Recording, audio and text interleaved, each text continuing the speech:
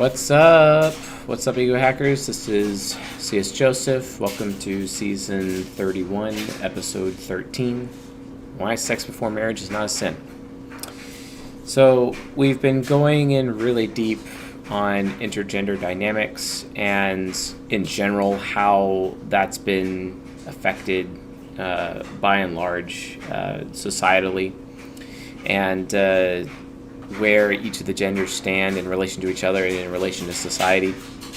But today we're going to be looking at one of the biggest societal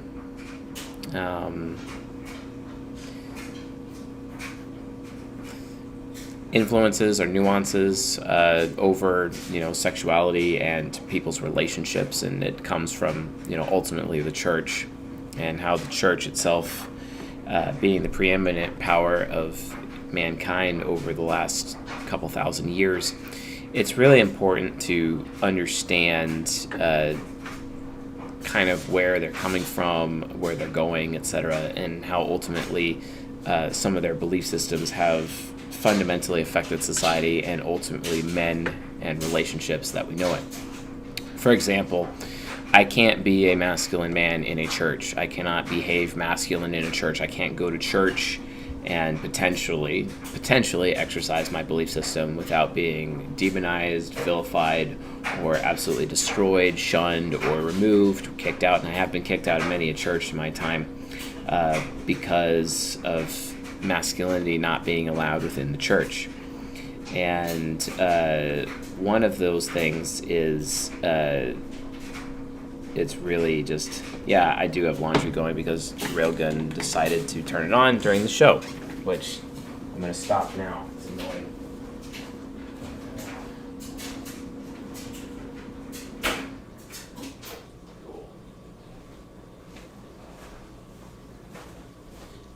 Our SC hero is not really aware of consequences to actions, and sometimes she's just not really aware of what's going on because she gets so focused on what she needs to do that she's not really understanding how her making inferior choices can negatively impact other people, right? So welcome to ESTPs.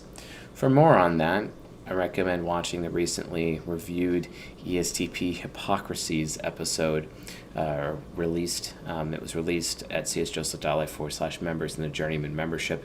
Might want to check it out. I actually talk about aspects of my marriage quite frequently within that episode. So if you guys want to kind of get a better idea of what I have to deal with on my day-to-day in terms of my marriage, I highly recommend you check out that episode because I definitely don't hold back and I do not mince words at all. Enjoy that one.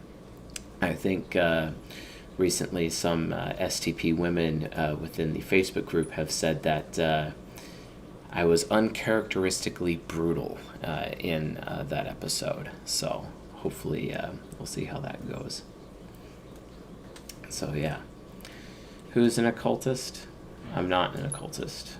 I don't know why people think I'm an occultist. Hopefully they're not talking about me. Yes, I am serious today. So there's always plans for INFJ content.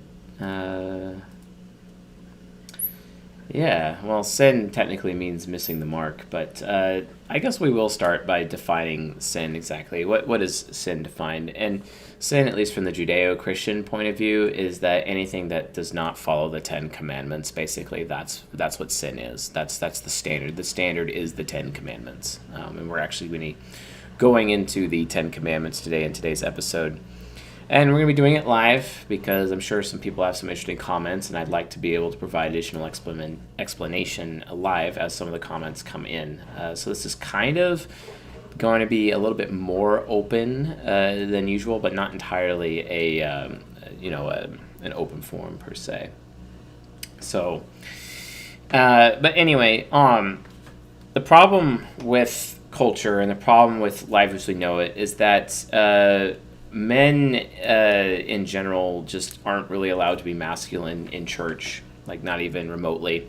And I maintain that if you are a staunch Christian man who participates in Western society church practices, chances are you're a beta. Chances are you're emasculated by your own religion and your own belief system, and chances are you're less of a man. And I probably wouldn't really respect you that much.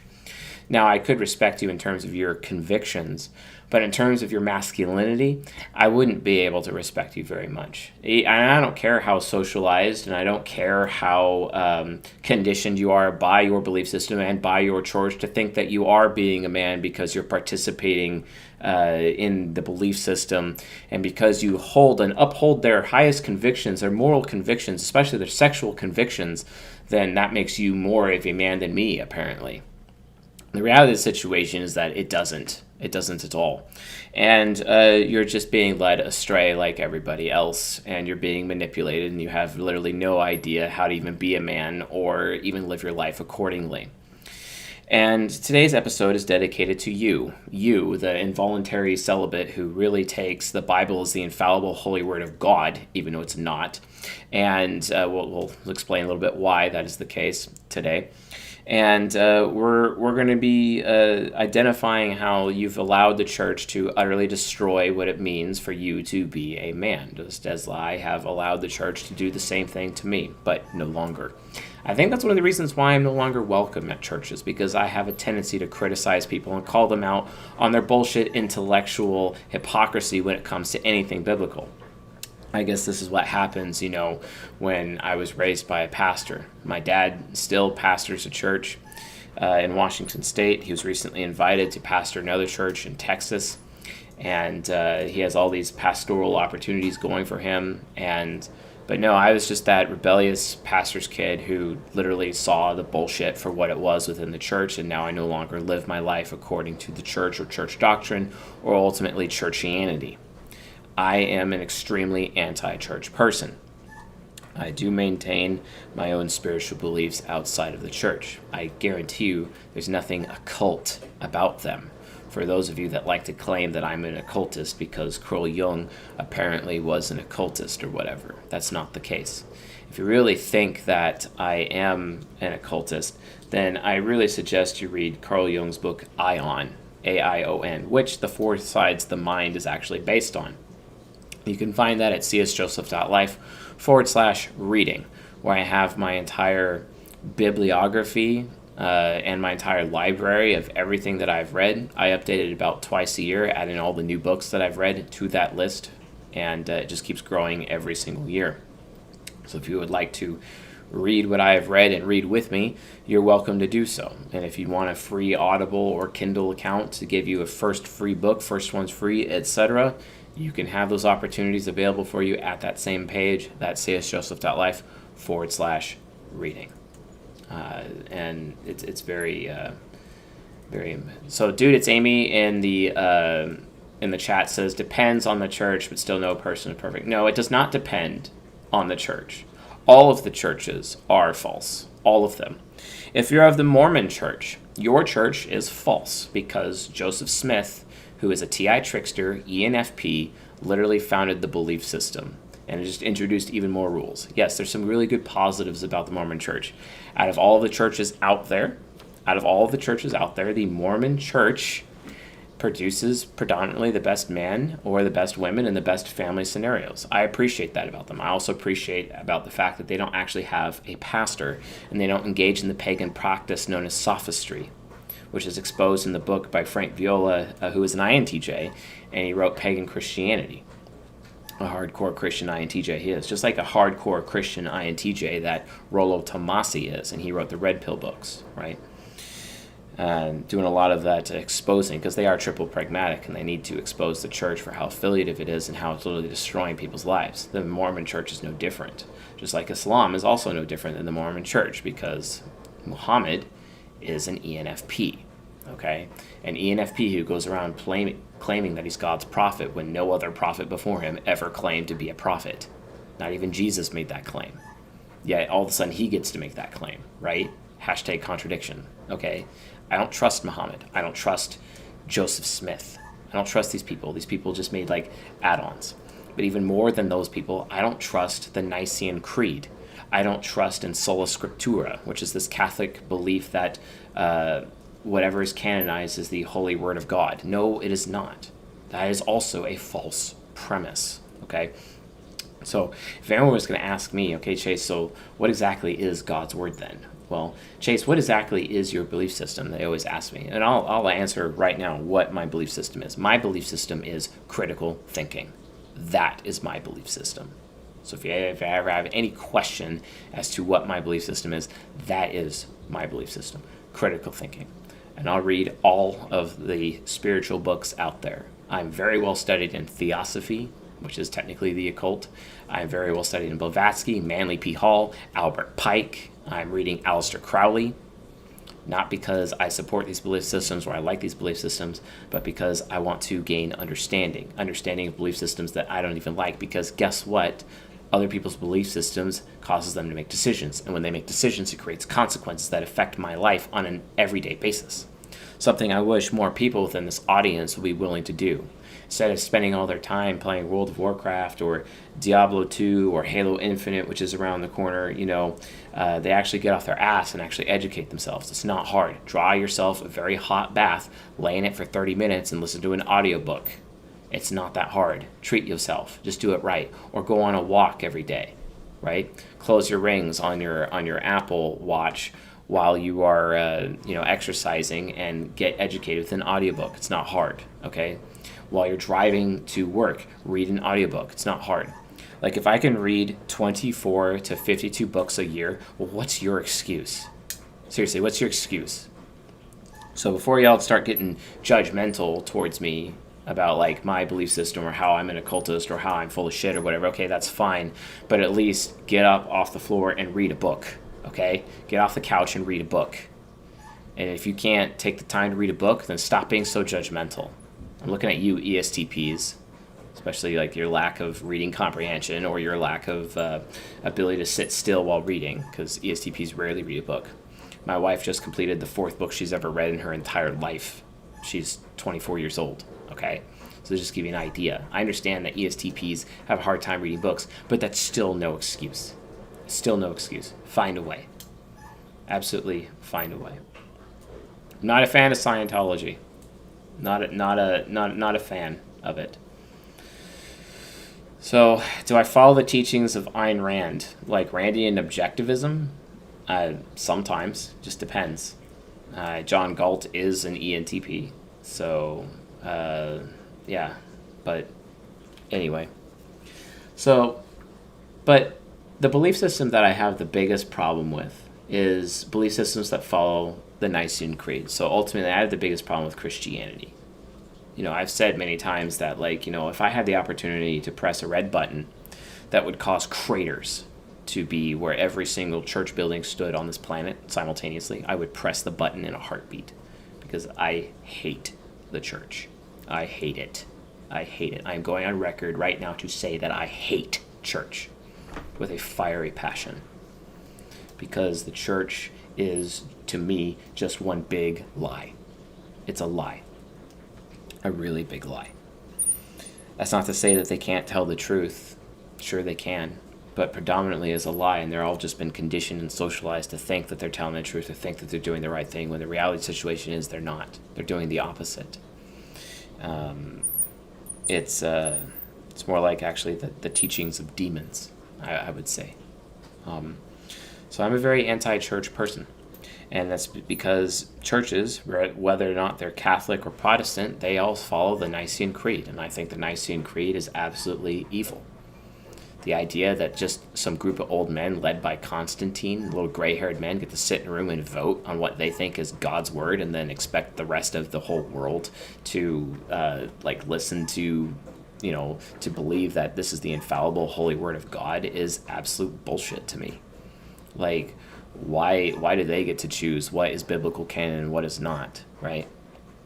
Because if they didn't have the Nicene Creed, maybe the Apocalypse of Peter would still be considered God's work, or actually be within the Bible. And if it really was in the Bible, there's a specific passage in the Apocalypse of Peter that heavily condemns abortion, for example. Do you think that abortion would be legalized and legal today, or actually well practiced by most women today? Well, No, because that would have been part of our culture, but it's not part of our culture because of the Nicene Creed. And the Council of Trent, don't get me started about the Council of Trent. Both of them are completely and totally farce in terms of their biblical teachings. It's so ridiculous. So forgive the boring introduction relating to church history and church politics, but it's heavily necessary to this discussion. I don't think that there are people who are pragmatic enough or have the guts to even talk about this stuff. But of course, it would take an outsider and an exile like myself, who used to be a part of the church, at the very center of the church, at every aspect of the church, consistently. Hell, I even used to be a youth pastor, to a point. And that was a shit show. I had these two girls who seemed to be very interested in me and being really friendly with me, a married man, on Facebook Messenger. And I had to provide photos of that interaction with their parents, and I resigned from my position immediately. And I never went back, because we live in this culture where even an accusation of wrongdoing would just destroy your life, regardless of evidence. And that's not a position I'm going to put myself into, right? So it's situations like that that give me pause when it comes to the church, and how everyone is so willing, especially a lot of churched up FJs are so willing to accept these social norms and how the social norms of the church to determine their own thinking instead of exercising critical thinking. This is something I'm trying to be the opposite of. I'm trying to be the opposite of my mother. I'm trying to be the opposite of my mother-in-law, basically, who are FJs. Opposite of my father and my father-in-law, even, who are FJs. To be opposite of FJs, who I would say, by and large, throughout my life, have allowed social norms to dictate their own thinking. Because I get it, psychologically, from an FJ standpoint, how can something be true if it's not socially accepted? Because people should accept if something is truth, right? If it's true, then it should be socially acceptable, right? Well, that's not how the world works, FJs.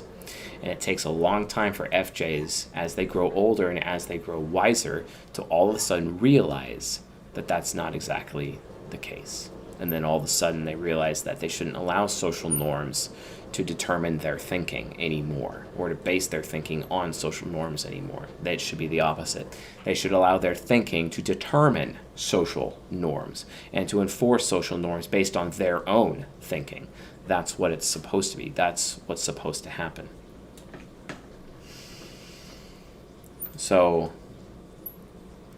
there's a lot of problems out there. So this episode is going to talk about how church doctrine has influenced society such that men are effectively miserable, and we live in a society of bullshit, basically. I was raised that premarital sex was a sin, and I was an evil person for engaging in premarital sex, for example. And there's a lot of crap that goes along with that. But oftentimes, when it comes to the church, men are guilted into giving up their masculinity because of these so-called principles, because of these so-called things. And, a lot of times, they pull out their Bibles and they go look at, verses involving sexual immorality, right? So today, we're going to do something a little bit different than I typically do. And this is going to be a very different lecture, and I don't expect this lecture to be very popular. It'll be very controversial, and I'll get a lot of crap for it, especially from Christians. But I think it's necessary to understand the etymology or the source of some of the suffering that we have within our culture. And I maintain that the church is right front and center to the absolute suffering of our culture. Sexuality in the long run is ultimately what makes people happy in the long run. Definitely makes men happy, and then men get their legacy from it as well, and having that freedom of sexual expression. And oftentimes the church has gotten in the way and destroyed people's lives because of incorrect teaching and incorrect interpretations. And there's a ton of them. For example, the Apostle Paul says, you should not get married unless you're burning with passion. Most people think that's when a man's just being horny and he should get married because he's just being horny, but it has nothing to do with that. Paul's only saying only get married if you want to be with the same woman for the rest of your life because you burn with passion for that one woman and that you're not going to grow bored of her. That's what Paul's actually saying, but you can see how the church has completely twisted that to fit their bullshit monogamous Malthusian narrative, right? And Malthusianism is ultimately why the church behaves the way that it does. Malthusianism, another example of what Malthusianism is, if you ever heard of the Georgia Guidestones, which are very controversial things. There's a photo of the Georgia Guidestones recently where they were defaced, and someone was doing some graffiti of superlatives against calling out the New World Order, for example, with the Georgia Guidestones. The Georgia Guidestones talks about Malthusianism, which supports eugenics. Basically, only certain races should be allowed to live. Everyone else is cattle. Basically, everyone who is not fit or considered or deemed fit, genetically fit, basically, then they're to be treated like cattle and their basic lives regimented and their freedoms taken away. No bodily autonomy. Extract, debt slavery. Extract everything you can get from that person, etc. And that is, how what many would say the elite sees the rest of the world. And it's based on Malthusianism. Malthusianism is that we need to make sure that we're controlling the population so it doesn't get out of hand because there won't be enough resources for the population. When biologically that's not true, because if there's a lack of resources, people stop reproducing naturally. Just like animals stop reproducing naturally. It's what happens, okay? If there's a lot of resources, then reproduction continues. And that's a really, really big problem. So based on this Malthusianism that's been in the church since, especially the deepest levels of underneath cathedrals where they find obelisks, which are occultic symbols instead of crosses, etc., where priests and the clergymen would worship their true God and their true Savior, their true Lord, etc., which had nothing to do with Jesus Christ, for example, they would practice Malthusianism. And the church had to do something because resources were being run out. Knights and everyone would give on to brigandism. That's why they created the code of chivalry. And then they ultimately created the code of monogamy. And monogamy is one man for one wife. And they did it in such a way for legal reasons, but they did it also in an effort to curb population growth, right? And one of the teachings that they use to enforce this is saying that premarital sex is a sin, and that a man can only have sexual access if he is married, which is wrong. This is fundamentally wrong, and this is incorrect thinking. And they do this based on things called sexual immorality. And the question of sexual immorality is a big deal. So I'm actually going to be opening up with some Bible verses today. So let's talk about sexual immorality, places that sexual immorality has been mentioned, at least in the New Testament. Matthew chapter 5, verse 32. But I say to you that everyone who divorces his wife, except on the ground of sexual immorality, makes her commit adultery, and whoever marries a divorced woman commits adultery. Matthew 15:19. For out of the heart come evil thoughts, murder, adultery, sexual immorality, theft, false witness, and slander. Matthew 19:9. And I say to you, whoever divorces his wife except for sexual immorality and marries another commits adultery. Mark 7:21. For from within, out of the heart of a man come evil thoughts, sexual immorality, theft, murder, adultery. John 8:41. You are doing the works your father did. They said to him, we were not born of sexual immorality. We have one Father, even God. Acts 15:20. But should write to them, abstain from the things polluted by idols, and from sexual immorality, and from what has been strangled, and from blood. And Acts 15:29. That you abstain from what has been sacrificed to idols, and from blood, and from what has been strangled, and from sexual immorality. If you keep yourselves from these, you will do well. Farewell. Acts 21:25. Same thing. Then we get into Romans, more of the Apostle Paul. So we're out of Luke talking, now we're in the Apostle Paul. Romans 13:13. Let us walk properly as in the daytime, not in orgies and drunkenness, not in sexual immorality and sensuality, not in quarreling and jealousy. 1 Corinthians 5:1. It is actually reported that there is sexual immorality among you, and of a kind that is not tolerated even among pagans, for a man has his father's wife. Oh, wow. 1 Corinthians 5:11. But now I'm writing to you, do not associate with anyone who bears the name of brother if he is guilty of sexual immorality or greed, and so on and so forth. It keeps going and going and going and going. And the word sexual immorality is actually known as the word porneia.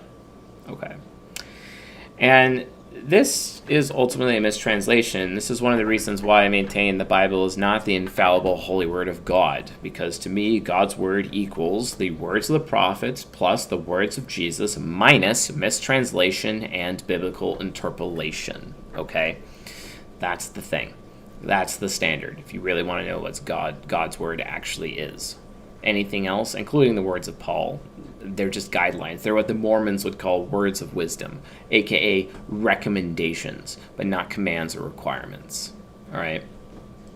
So for the purpose of this episode, I'm actually going to be defining what sexual immorality actually is. What is the actual definition? So, what is sexual immorality? Or shall we say, what is sexual morality? So, I will list them out. It is no incest, no sex with children, so no pedophilia, okay? No sex during menstruation. That's a shocking one, but yes, that counts, according to original Jewish understandings of sexual immorality. No sex with another man's woman, okay? That violates the 10th commandment, which is thou shalt not covet thy neighbor's wife, basically. And that's for men. For women, it's no sex with anyone other than your husband without permission. And no ritual prostitution. Ritual prostitution, like, for example, that Paul was preaching against in Corinth, in the books of Corinthians. People would go to the temple of Aphrodite. They would have sex with the temple priestesses every week as part of their worship at the temple. And it's like free love, you know what I'm saying?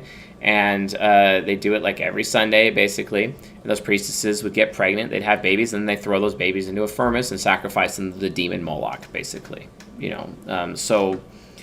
Which basically, Christians, or people can make the argument that abortion is a form of demon worship, based on that standard. So, regardless, these are some of the things that, that is the actual definition of sexual immorality. Please note that fornication, aka extramarital sex, aka premarital sex, is not listed in that definition whatsoever. Please also note that regular prostitution is not listed in sexual immorality either. So I've just given you like the actual definition of sexual immorality that apparently like churches just don't get. Also, sexual immorality is also oftentimes churches will teach that, you can't have more than one wife, but that's not true, because if that was the case, that would directly contradict what one of the church fathers, aka the Apostle Paul said that, women have to be dressed in a certain way, they can't even talk in church, etc. And in the same breath, he's basically saying, oh yeah, hey, by the way, a man should only have one wife if he's in part of church leadership, so he can focus on the things of God instead of just the things of his family. If he has more than one wife, then he has to deal with his family affairs, and he won't be able to serve God in such a way. So therefore, if he's in church leadership, he should only have one wife, and that's the only limitation provided in the Bible. But churches would like to twist that and say it is a part of sexual immorality. It's not. It's not. So we're going to be pulling up an extra source. It was written by Charles Toy of the Christian Left blog, who is an INTP. And INTPs are awesome because they often have really good research, just like Bart Ehrman, which I recommend that you read if you can. Bart Ehrman, Ehrman. Quote, "The Bible does not forbid premarital sex. There is no passage of the Bible that references premarital sex as a sin against God. The association between sin and premarital sex is a new Christian idea. The only possible reference to premarital sex being a sin in the Bible is in the New Testament. This premise, though, is generally dismissed by theologians because the Greek word pornei or porneia, or sexual immorality, is commonly incorrectly translated into the English word fornication. In biblical times, women were the owned property of a man. Men ruled over women and their children. Women had very few, if any, rights, and men often bought women from their families or at an auction, usually at the age of 12 and a half. The fathers owned the women, aka daughters, wives, concubines, handmaidens, servants, etc. And if you wanted to have intercourse with one of his properties, then you had to ask his permission. If a father sold a daughter, he would get more money for her if she was a virgin. Non-virgins were less expensive to buy. If a man purchased a daughter at a virgin price, she was not, or she did not bleed during intercourse, then he could return her to her father and get his money back. Most marriages were arranged for financial reasons. Many couples never even met until the day of marriage. On the day of marriage, the proposed husband would give a dowry or monetary compensation or payment. He would literally pay for a woman to the father of a bride. The price of the dowry was different from woman to woman, and it was determined by the father, and it was based on the woman's beauty, ability to bear children, strength, household skills, and status as a virgin.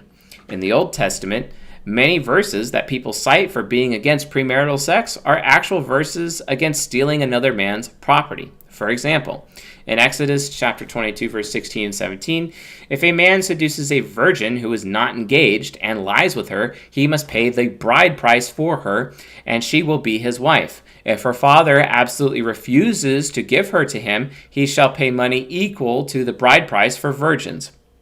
So according to this verse, the only reason any wrong was done is because the father of the woman lost money when the man and the woman consented to having premarital sex without her father's knowledge. The passage showed that through premarital sex, the man is actually stealing from the woman's father. The difference in value between her being a virgin and her being a non-virgin. It does not show that premarital sex is wrong. In Deuteronomy chapter 22, verses 28 through 29, it says, quote, "If a man finds a girl who is a virgin who is not engaged and seizes her and lies with her, and they are discovered, and then the man who lay with her shall give to the girl's father 50 shekels of silver, and she shall become his wife because he has violated her, he cannot divorce her all his days." This shows that forced premarital sex or rape is also stealing. But unlike the book of Exodus, this trespass provides a punishment, as the male rapist not only stole from the woman herself, but from the woman's father as well. Kind of interesting that she still has to marry her rapist, right?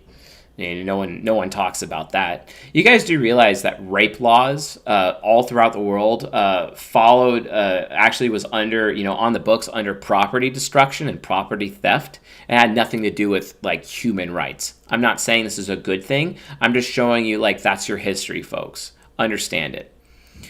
Another example of premarital sex in the Old Testament was given in Deuteronomy chapter 21, verse 10. This is a case in which a man takes a woman captive, and if he wants to make her his wife, he must follow the conditions it sets forth, and then have intercourse with her. Then, if she is found to be desirable, as he has the option of marrying her or sending her away. So then, okay, interesting. This passage not only condones premarital sex, but maybe even divorce as well. Wow. Okay. Thank you, ignorant church people. Thank you. You don't even know your own Bible. How pathetic you are. Even the Ten Commandments doesn't forbid premarital sex. Most Christians would classify premarital sex under the seventh commandment, "Thou shalt not commit adultery." But adultery is defined as voluntary sexual intercourse between a married person and a person who is not their spouse. If neither persons are married, it cannot be adultery.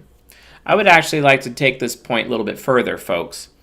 Adultery could only be basically the only person that can commit adultery is a woman. A man cannot commit adultery unless he's having sex with an adulteress. An adulteress is a prerequisite for adultery to take place.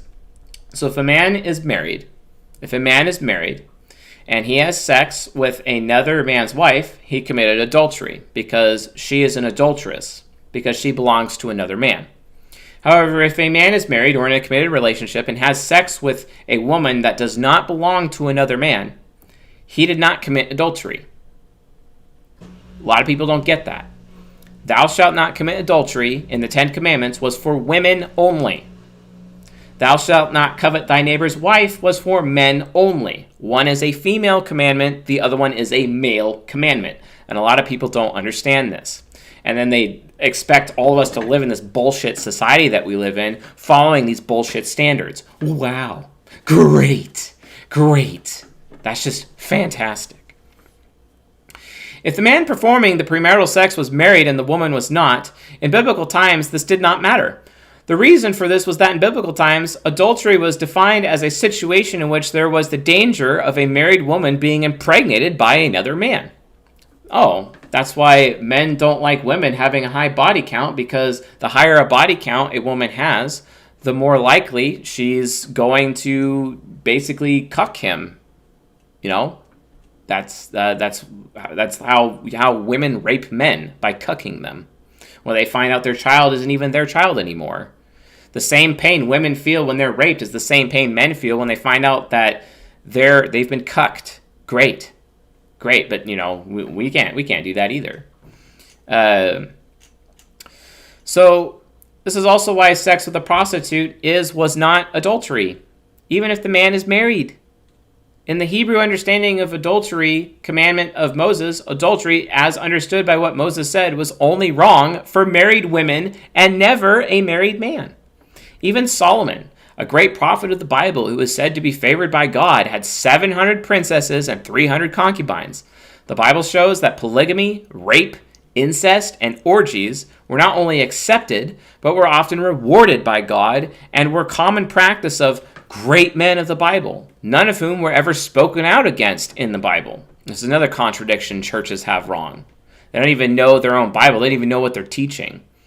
Christ's teachings at the Sermon on the Mount were that the only law is the law of love. He showed that by reversing the 4 of the Old Testament laws which conflicted with loving people. Therefore, that's why he said, love your neighbors yourself.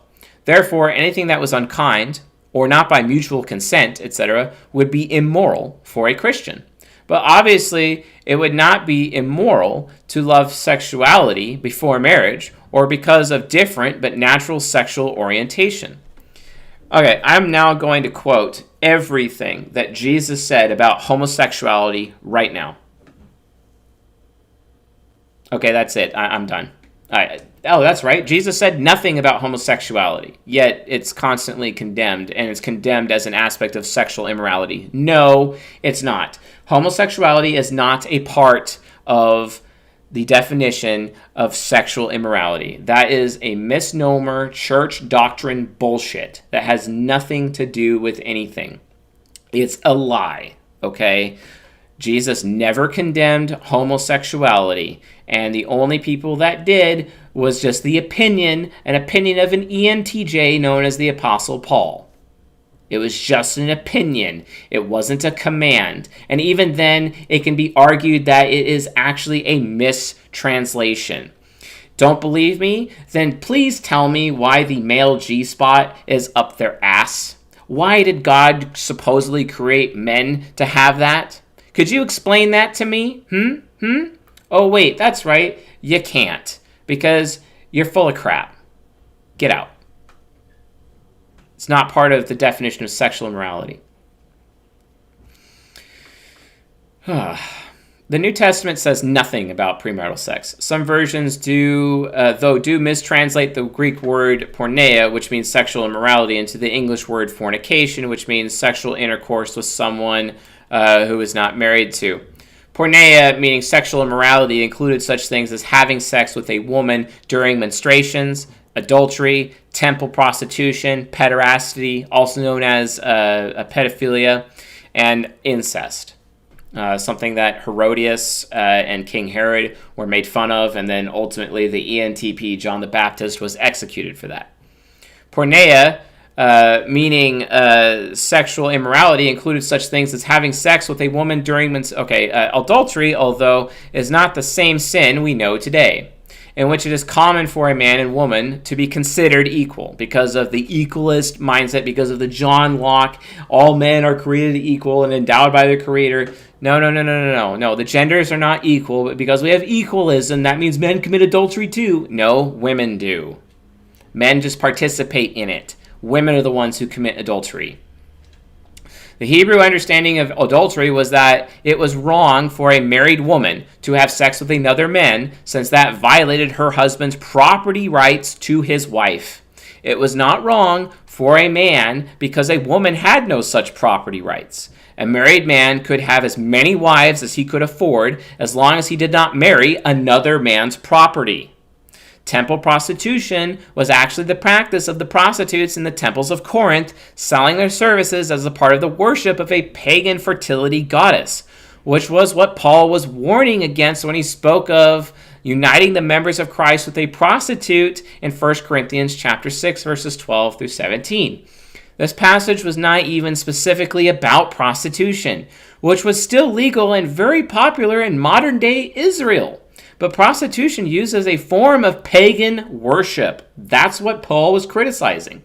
He was speaking out against idolatry, not against prostitution. Folks, idolatry means you worshiping an idol and not worshiping God. Pedophilia was one of the worst of all sexual sins, and it took on many forms. The practice of pederasty or pedophilia falls into three different categories. The first form is that of a sexual relationship between an older man and a young boy.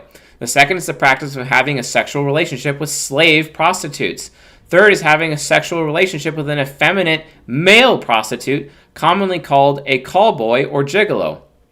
Other such practices included two heterosexual males degrading one another by anal intercourse after capturing them in a battle.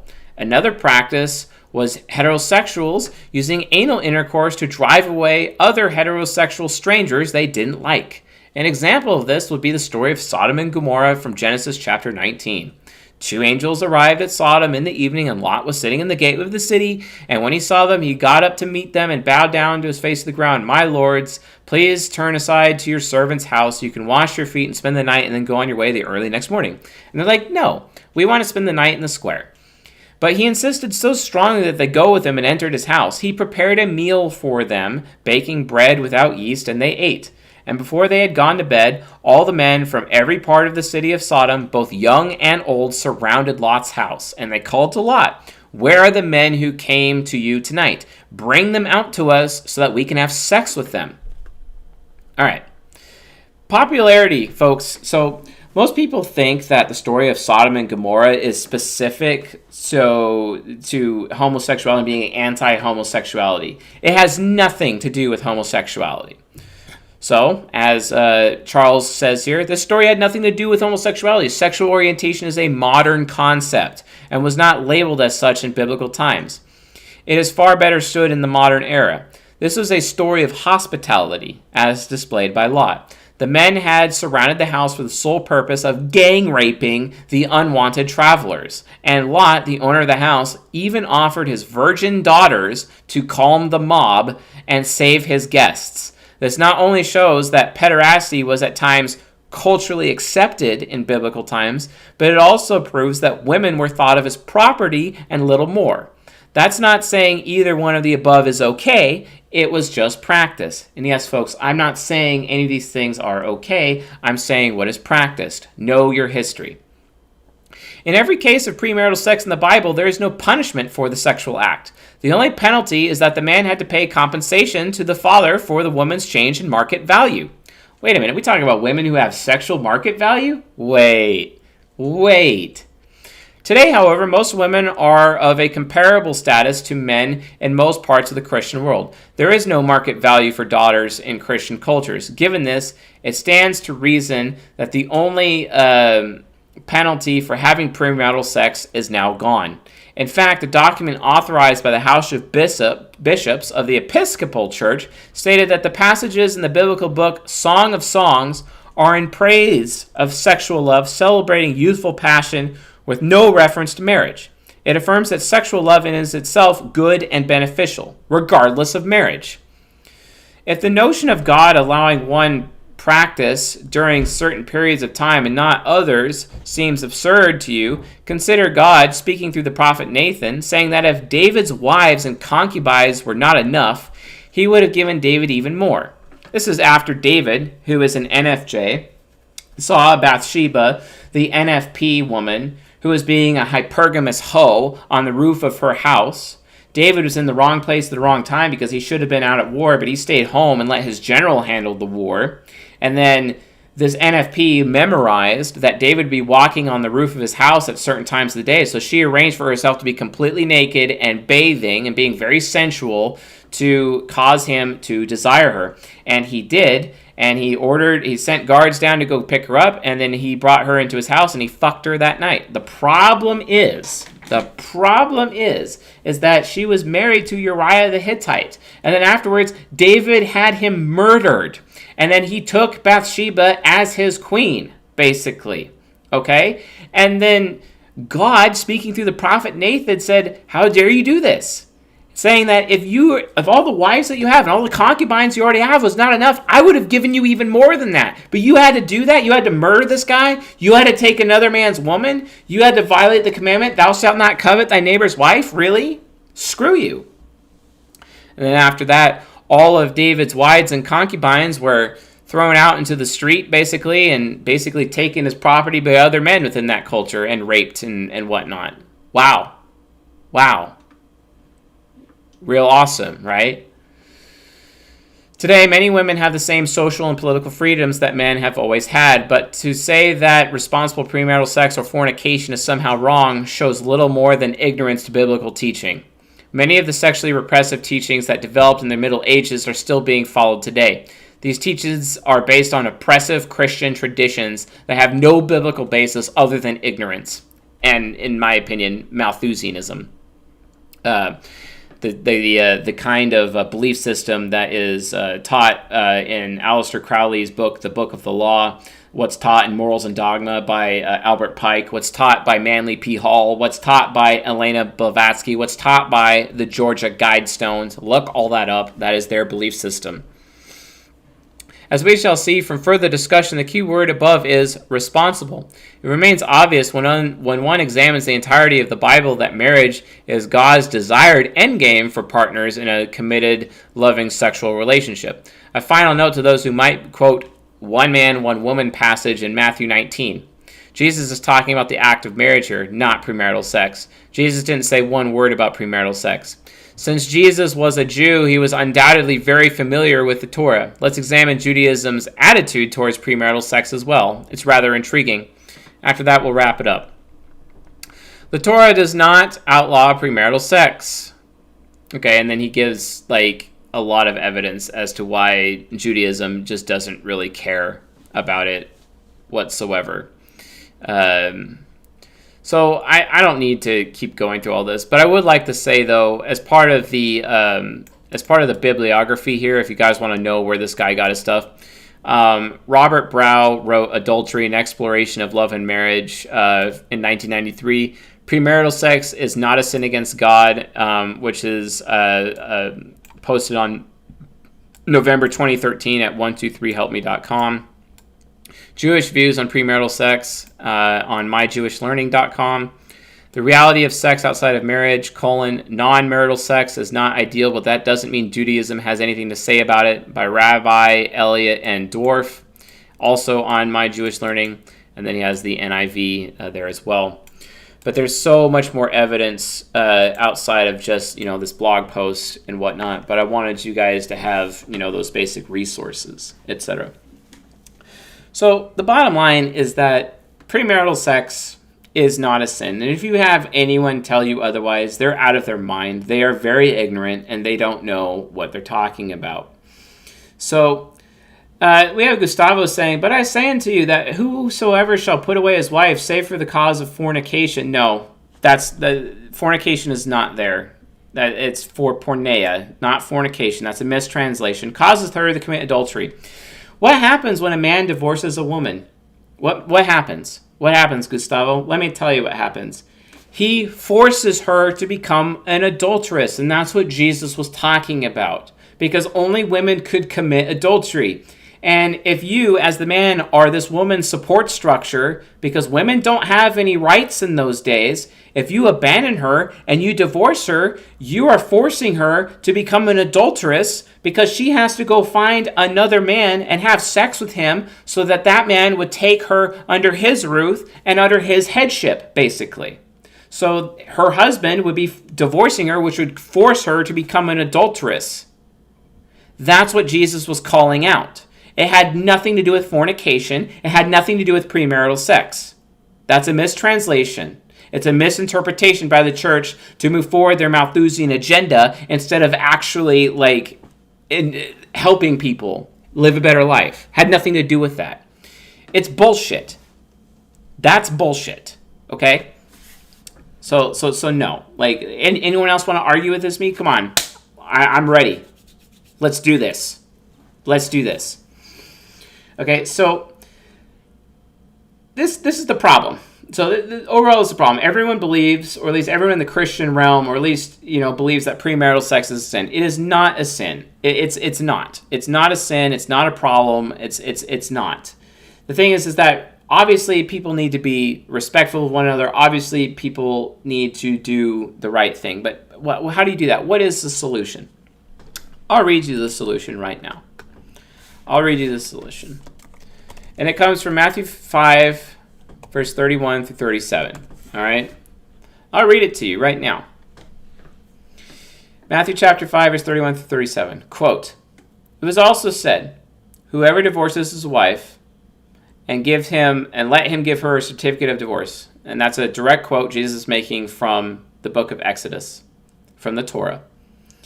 And then he says, "But I say to you, that everyone who divorces his wife, except on the ground of sexual immorality," which I already defined what that was, and it does not include fornication, "makes her commit adultery," because she doesn't have any rights as a woman, so she has to go with a man, which means she's going to have sex with another man, which means she'd be an adulteress, and then he'd become an adulterer because he's having sex with an adulteress, basically. "And whoever marries a divorced woman commits adultery." Yeah. And then verse 33. "Again, you have heard that it was said to those of old, you shall not swear falsely, but shall perform to the Lord what you have sworn." He's talking about promises. He's talking about oaths. He's talking about vows. "But I say to you, do not take an oath at all. Do not take a vow at all. Either by heaven, for it is the throne of God, or by earth, for it is his footstool, or by Jerusalem, for it is the city of the great king. And do not take an oath by your head, for you cannot take one hair white or black." So verses 34, 35, and 36 is Jesus ragging on and banging on. He's saying that marriage vows are stupid. He's effectively saying marriage vows are sin. Yeah, get your head around that. Marriage vows are a form of idolatry, folks. That is a form of idolatry. Marriage vows is no different than the same sin that Adam committed in the Garden of Eden in the book of Genesis. Marriage vows are idolatry. Okay? That's reality. Okay? So people ask me, okay, well then what's the solution, Chase? What is the solution? So everyone asks me, okay, what's the golden standard? What's the gold standard of sexuality? Well, Jesus provides that. Verse 37, quote, "Let what you say simply be yes or no. Anything more than this comes from evil." He literally just said marriage vows are evil, folks. Yeah, they're evil. Because sexuality is supposed to be let your yes be yes and your no be no. Need I remind everyone that up until the 14th century, the church believed that Jesus had a sexual relationship with Mary Magdalene. Why else do you think Mary Magdalene was the very first person Jesus came to after raising from the dead? Huh? Why is that? And there's evidence of their sexual relationship based on how Mary Magdalene was behaving around Jesus, especially using her hair to wipe his body down with perfume, etc. Yeah, like it was basically it was foreplay. It was sexual foreplay, folks. That was foreplay. All right. People would use spices and oils like myrrh and frankincense, in those days before having sex. And he stayed with Mary Magdalene and Martha at their home. I'm sure he had a sexual relationship with Martha, unless Martha was family to Mary Magdalene, that wouldn't happen. But at a minimum, he was definitely banging Mary Magdalene. They weren't married. Jesus' gold standard of sexuality is right here on the Sermon on the Mount. Matthew chapter 5, verse 37. Let what you say simply be yes or no, or let your yes be yes and your no be no. That is what it is, folks. That is the gold standard. You don't have to worry about adultery. You don't have to worry about covet thy neighbor's wife if you just let your yes be yes and your no be no. If you decide to have sex with another man's wife, you can, as long as you have permission. Then it's not a sin. Then it's not adultery because you have permission, okay? I had sex with another man's wife once. It was an ENTJ. And I listened to him tell me that he was giving me permission to have sex with his wife. And I did for like half a year. It was, and then he even actually flew from where he lived to come shake my hand and thank me. He thanked me for having sex with his wife. He thanked me for taking care of her because she was so alone and lonely as she was traveling around on her working pilgrimage, etc. He thanked me. So let your yes be yes and your no be no. That is the true gold standard of sexuality. That is how we are supposed to be living our life. Not this church bullshit that premarital sex is a sin. Not this church bullshit that you can only have one woman. That monogamy is the only thing that is not sinful. No, that's church propaganda. Both of them. It's just propaganda. It's bullshit. It's not true. Okay? So, men, if you want to have multiple women, go for it. This is actually talked about by the Christian writer Rollo Tomassi in his book, The Rational Male. He calls it plate theory. Plate theory is where he's encouraging young men to not commit to a woman and have a roster of women that they have regular sexual relations with on a regular basis. And he says, eventually one of those women will try to force commitment and exclusivity. And when that happens, just dump her and then move on to the next one. And only save your commitment for a virgin who is at least 10 to 15 years younger than you and who you plan on having children with. Only save your commitment for that person. But until then, let your yes be yes and your no be no. Men also understand that you will not be held accountable if you have sex with a prostitute. There's nothing biblically wrong with having sex with a prostitute. Nothing biblically wrong about that. It is wrong if it's a ritual prostitute, like at the Temple of Corinth, but it is not wrong otherwise. It's not wrong. It's not a sin. However, Solomon in the book of Proverbs talks about how unwise it is. He never says it's a sin. He says it's unwise. So don't do it. I don't recommend it because it is unwise, but not a sin. Okay? It is not a sin for a man to have sex, extramarital sex, with a woman who is unmarried. That's not a sin either. A lot of people can't accept that, but it's a fact. It's a fact. Using the actual truth here, the actual what's actually accurate to like the biblical standards, Now, it is a sin if you promised exclusivity, if you have this agreed upon thing of exclusivity. So if you're going to have extramarital relationship, if you're going to have those sexual relationships, then you need to inform your wife that you're going to do that. Because you have to let your yes be yes and your no be no. Otherwise, you're just a liar at that point. That's the real standard, folks. That's how sexuality is supposed to work in terms of relationships. Even pornography is not a sin. Pornography is not a sin.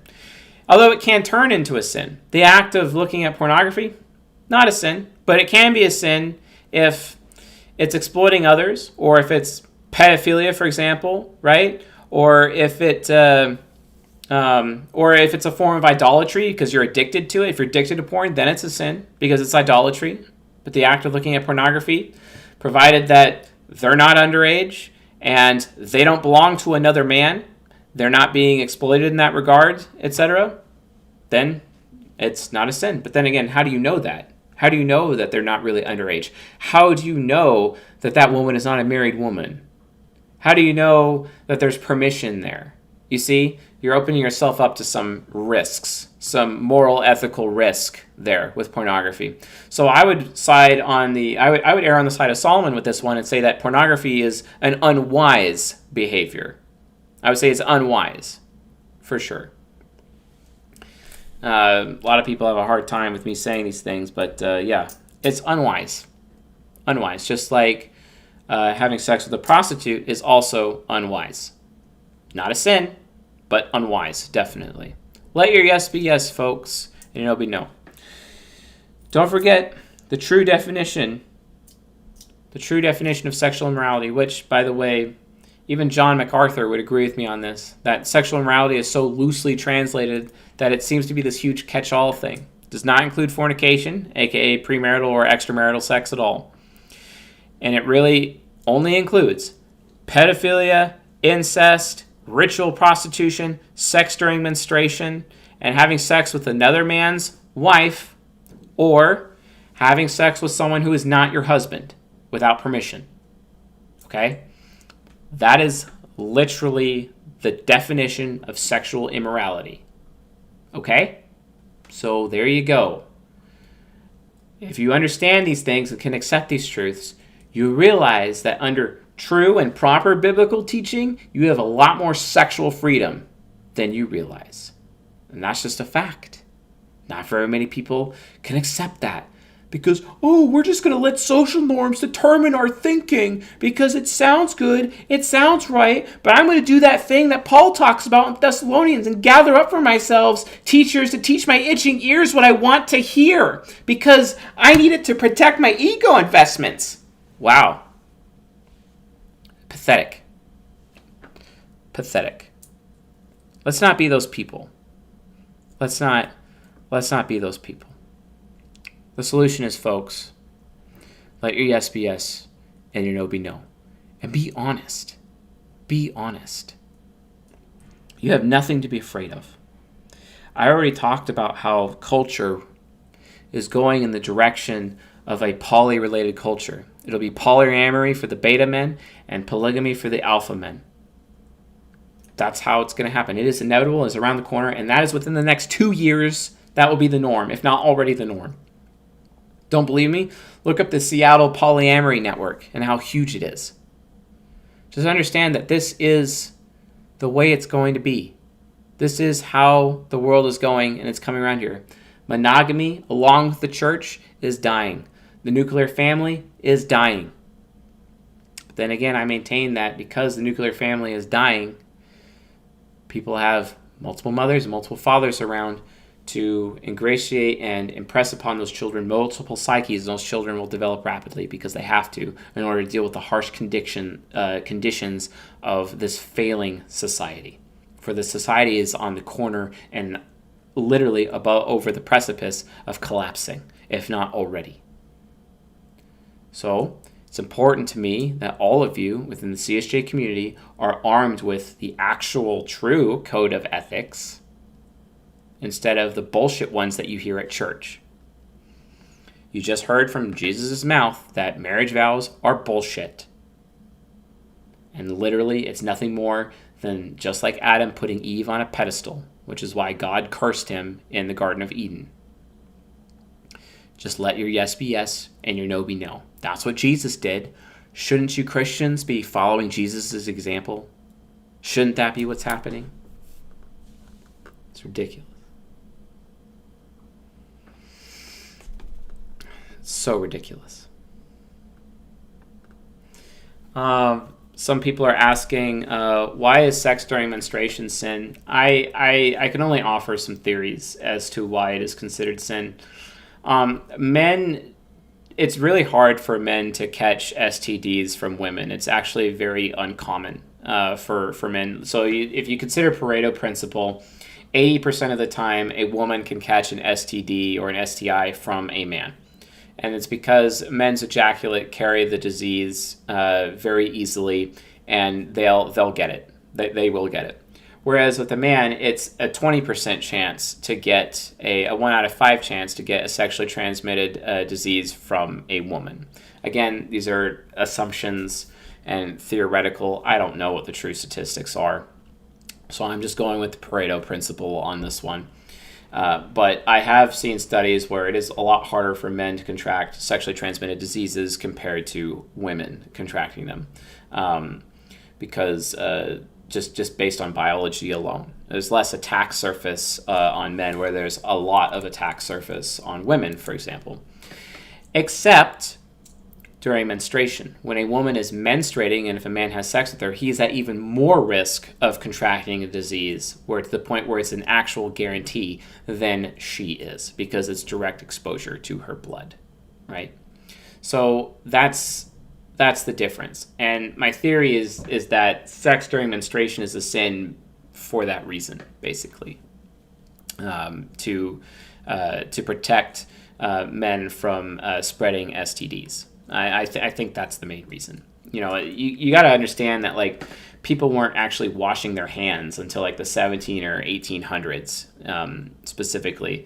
And the only reason people washed themselves in ancient times, especially, in the biblical times of the Old Testament, was to consecrate themselves so that they can go into the temple. It had everything to do with religious practices. It had nothing to do with public health.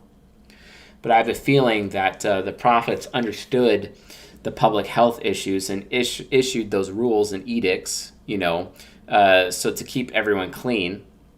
But human beings in those days couldn't believe in something they couldn't see, like germs, so they had to make it all about religion and spirituality, when the reality situation is they're just having people take a freaking bath, you see?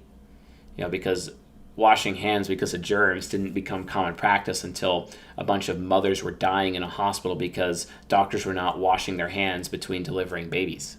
That's why. So, okay.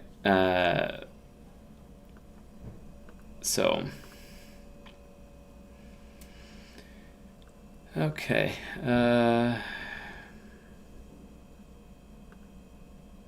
Okay.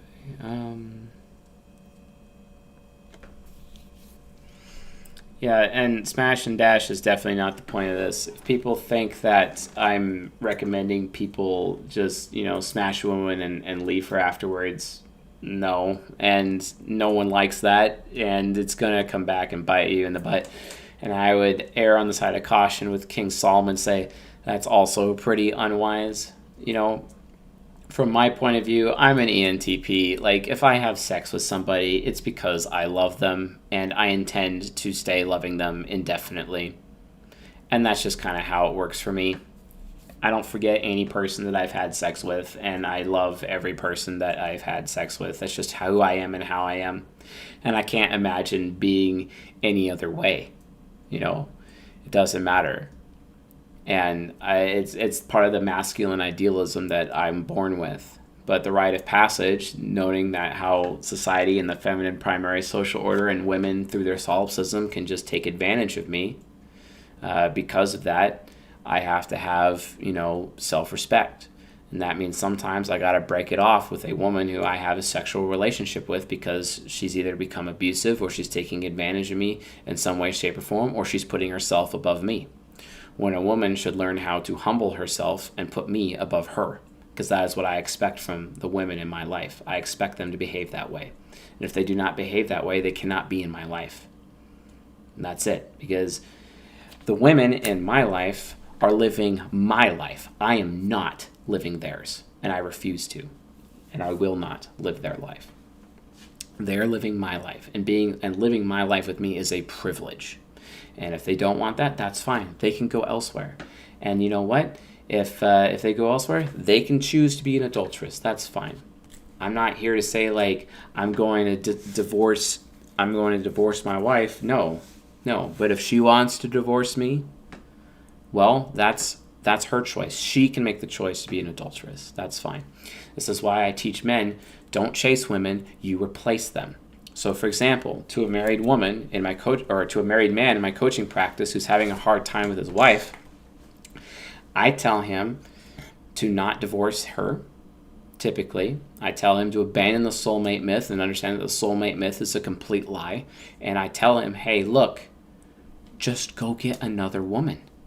Because then your wife will either have to divorce you because she'll make that choice on her own, but it's her becoming she's the one who's doing divorce, and she is choosing to become an adulteress. That's on her. So you're not violating Matthew chapter 5, verse 31 and 32. Great. And, or, she'll accept the fact that you have another woman, and then she'll realize she'll have to compete with that other woman for your attention, which means the hot spider monkey sex will be coming back because women perform better in every area when they know they have to compete with other women for the men in their life. And this is what I ultimately teach those men who have really bad sexless marriages. I tell them, hey, don't chase. Instead, replace. And that's the wise decision to do. So Lev brought up Matthew chapter 5, verses 28. Quote, playing devil's advocate here, what about Matthew 5:28? But I tell you, anyone who looks at a woman lustfully has already committed adultery with her in his heart. I will now answer that one. So I've already answered this to him before, but I think he forgot. So I will go into detail with it. So notice how it says, has already committed adultery with her in his heart. With. Notice that the word is with her. Okay? So that woman, why is the man looking at the woman lustfully to begin with? How is she dressed? How does that happen? Is she behaving like an adulteress? Maybe she actually is a wife of another man. Maybe she's the wife of another man. And she's going around dressing like a hoe, for example, in public, to gain attention from men. She's behaving like an adulteress. And men would naturally lust after her because she's dressed like a hoe in public, right? And that's causing those other men to stumble. And then they're committing adultery with her in their heart, even though she belongs to another man. It's all about context, folks. If you understand the proper cultural context of what's going on in the Bible and in Judeo or Christian culture, especially Judeo culture, you start to understand what's actually happening. Women were the only ones that could commit adultery, and the only way a man commits adultery is if he is doing it with an adulteress. So in order for Jesus to say that, because he was very well educated as, a rabbi, etc., in order for Jesus to say that, the woman had to have already been an adulteress for the sake of argument. For the sake of argument within the context of what he's saying. As a result of that, it's not supposed to mean, if I just go look at any woman on the street that I lust after, then that automatically makes me an adulterer because I committed adultery. No, that's not actually what is being said. That's not what's being said at all. So hopefully that makes sense. So anyway, folks, I also recommend, I never said Eve had sex with Satan. I said she had sex with the serpent, Jonathan Hutchinson. So anyway, for other biblical resources, I recommend blueletterbible.com. You can check that out. blueletterbible.com has a lot of resources, manuscript resources, Hebrew and Greek text available. And you can do lots of comparative analysis yourself. I highly recommend that tool. So blueletterbible.com. I also recommend my source material here at this website at worldevents and thebible.com. And then go to Bible study at worldeventsinthebible.com, and then scroll down, and the beginning, this section right here, this section really well defines the theology, or no, the garden actually. Actually, I just read basically all the posts from the beginning, the garden, and the flood, essentially.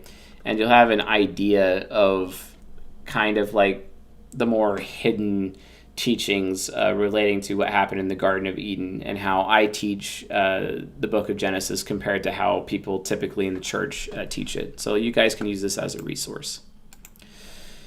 So anyway,